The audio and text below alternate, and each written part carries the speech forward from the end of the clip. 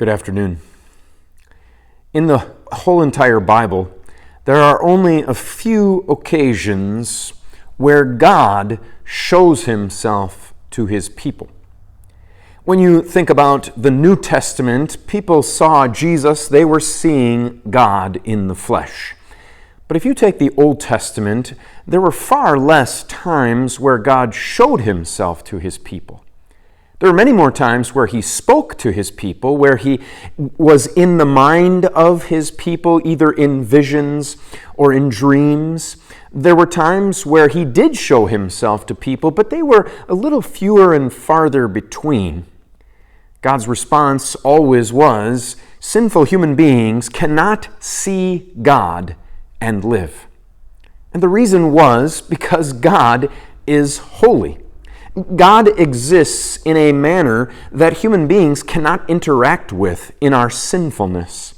That God is so much greater, so much bigger than any human being is, that there's no possible way that he could interact with them, that he could be with them without God doing something special to make sure that it could happen.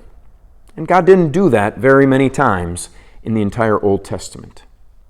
He had a prophet named Ezekiel, and God showed himself to Ezekiel, but he showed himself in visions and dreams that Ezekiel had. That was the way that Ezekiel came into contact, knew that he was speaking with God because it was in a vision, and then within the vision, the things that he saw were just so fantastic, so amazing, so beyond anything that he had seen before. It was sometimes difficult for him to describe. This is what Ezekiel says, Ezekiel chapter 3, verse 12. Then the Spirit lifted me up, and I heard a loud rushing sound behind me.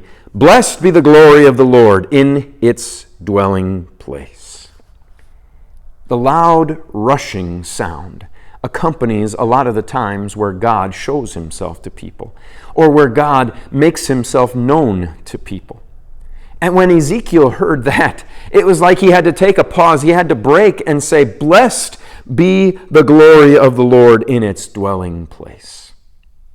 You and I have not gotten any kind of promises that we're going to get the same kind of visions, the same kind of dreams, or the same kind of interaction with God this side of heaven.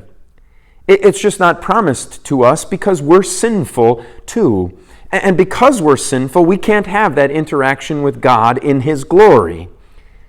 But we know that because of his Son Jesus, a time is coming when we will see Jesus, when we will see our God face to face.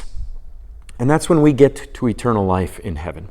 That's when we will see the glory of the Lord. That's where we won't have to worry about visions or dreams or some kind of alternate way of seeing God, but rather we will see him with our own eyes. We will see him face to face. We will be in his glorious presence forever.